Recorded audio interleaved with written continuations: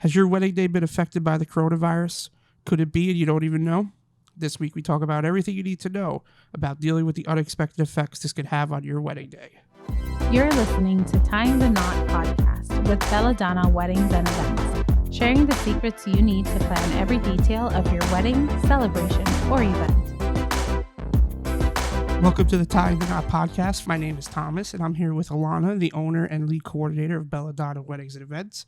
This week, we're going to talk about, for our first podcast, the coronavirus and everything that it's doing and affecting weddings, our couples' weddings, maybe your wedding out there, all the information that we've gathered over the past couple weeks, the information we know going forward. We're going to try to answer some of your questions, some of the questions we've been asked by our couples. Alana is here to answer those questions. Hi, everyone. Before we start, we want to say how sorry we are for those who have lost anyone due to the coronavirus. Our hearts also go out to all the couples whose weddings have been impacted by this virus. And though we wish we had a happier topic to discuss for our first podcast, this is our reality, and we feel it is important to be discussed and not sugarcoat it. Yeah, I think there's been some good information put out there by people who wanted to try to alleviate some of the stress right from the start. But we really didn't know too much about what was going to happen, the restrictions on people, the amount of people, the essential and non-essential businesses. So I think what couples are really looking for is, should they consider moving their date or postponing their date at this point? At this point, it's safe to say all May weddings are postponed. I'm suggesting to all of my clients that at this point, if your wedding is prior to the end of July, you should consider postponing. If you do not have a coordinator or a planner and you're reaching out to your vendors for advice, that should pretty much be the advice that they're giving moving forward. If you do have a client whose wedding does fall in that time frame, which, like I said, I'm saying prior to the end of July, you should definitely be advising that couple to postpone their wedding. I think doing anything else at this point is just giving them false hope. Yeah, I definitely think that. We know the governor in New Jersey has said that schools will be closed till at least May 15th, which is a good indication on pretty much everything else that's been going on. So we could definitely say that there's not going to be many large gatherings probably through July. So I think what we're looking at now is who should the couples be reaching out to first?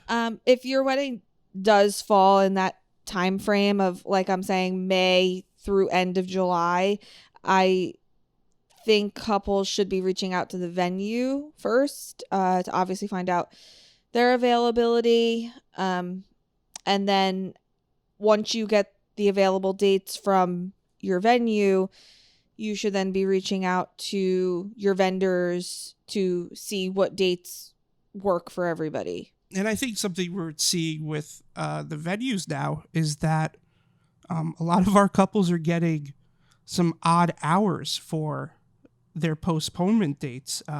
I think two of our couples have like an 11 a.m. to 5 p.m. wedding on a Saturday or a Sunday. Right. Most of them have had Saturday evening weddings that are now being moved to Saturday mornings or Sunday mornings, and they're pretty much ending before 5 or at 5. I know that the vendors are always vetted and a lot of research is done. And I feel like what's happening, though, is a lot of these vendors may not be available for the new date. However, you need to pick a date and time that's going to work for you, if I'm correct in saying that, Alana. All your vendors may not be available. What do you think should happen, or what do you think the steps should be if a vendor can't accommodate the new wedding date or even time? Like I said, some of these times are unusual for weddings. Right. And I think with most of my couples, the vendors have been pretty accommodating with being able to work the new wedding date. What I have been hearing from my couples is that they're having a little bit of issues with bands. A lot of these bigger companies, they they can't just have a ban on hold for another year. Which is what we're looking at. I mean, a lot of the couples that we have are postponing for a year, if not more. Right. So I'm not going to name the companies that I know specifically, but a few major ones are basically saying if we can't give you the band that you originally reserved, we can give you another band, from that agency, which some couples might be okay with and some might not be okay with. Right. And so if the vendors can't accommodate the new date, the new time, what are some of the refund policies you've been seeing? Have you been seeing refund policies? I know this is kind of new territory for everybody, even for us, the way we've been navigating it. So I don't know if there is no set rule as far as refunds or money back goes. It's very difficult, and it's probably one of the most difficult questions that we have been getting asked, because we obviously can't speak for other companies, but we could direct you as best as we can. Florists, photographers, DJs, they're all going to have their own policies on how they're working through this and what they're going to be offering their couples going forward.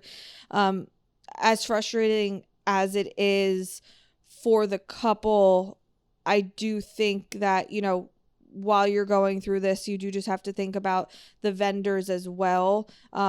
This is beyond anybody's control, but they're already booked for 2021, and now they have to try to accommodate, your new date. So it is making things very difficult for them as well. But I do think, everyone's doing the best that they can. Yeah, absolutely. I think we've heard a lot of good things come out. We haven't heard much in the way of difficulty or anybody having a major issue in postponing their date. I know the venues are working very hard to make sure they accommodate everybody as best as they can. As we said, even with the times, you're going to see multiple weddings on the same day at the venue. Is that something that the couple should be concerned about when looking to postpone or reschedule their date? I know a lot of venues already do that, but do you think they're going to be trying to cram more weddings into specific dates? One of the things that I thought of today is, if moving forward, the amount of people has to be lower for weddings that are going to take place in 2020, are venues maybe going to try to take advantage of a cocktail space and a reception space? And you're saying essentially hold two weddings at one time, where that would never be able to happen, Oh, I didn't think about that. a few months ago. Kind of corded off, we're in quarantine right now, but kind of keep everybody in separate areas and hold two weddings at one time if they're able to do it. Right. Like if you're having, if you have to have an event and under 100 people, maybe you'd be open to having the cocktail space as your reception space. Right. And is that a big deal to you? I know for me, I preach to my clients that I believe that you should have a venue that caters to one event at a time. And a lot of times, after touring the venues and seeing what I mean by that, they usually end up going with the venue that is willing to only accommodate one wedding at a time. Right. But I think what you're saying is venues are going to utilize their space as best they can to accommodate everybody that's been affected by this. And that might mean a venue that normally only does one wedding at a time might be doing two weddings at a time in two separate spaces. Right. Well, that's interesting. I didn't think about that. Going back to the venues lowering their minimums, is that a real possibility? I think that it is a real possibility that, we come out of this in July or August and it's still only 50 people that could get together at a time. So now what do you do from that point? Right. I don't see how these venues aren't going to lower their minimums for weddings taking place in the next few months or whenever weddings are able to commence again. Especially, even if they do allow larger gatherings to start happening, I think we have to think about, how do your guests feel about coming to a large event for the first time, or if you have elderly guests or, guests that were flying in. I mean, I have a lot of clients that do not live in New York and New Jersey, and they're coming from, the West Coast, or they're coming from international. So I think that's something that, these venues are going to have to think about. You're going to have to lower the minimums, which if you're from New York and New Jersey, you know that the minimums are usually rather high. Yeah, at least 150, right? Between 125 and 150 is usually a standard. 125 and 150, and if it's a Saturday night at a larger venue and prime wedding season, I mean, it could be 200 plus. Right.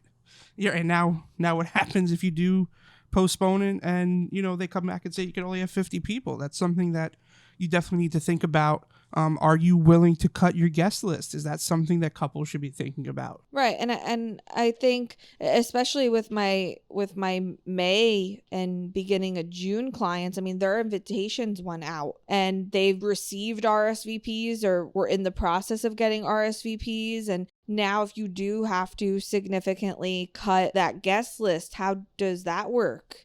I think that's, a big thing with, do you keep it to immediate family? Do you eliminate some friends? I don't really know how couples are going to navigate that, but this is a first for us too. So I think that navigating these waters is going to be interesting in the upcoming months. I know that a lot of couples that were supposed to be getting married this month did virtual weddings, which is new. Where they had it in their home and it was just them and an officiant. Maybe the officiant was virtual too. But if they do reschedule and postpone the wedding, what is the best way to go about sending out a change the date card?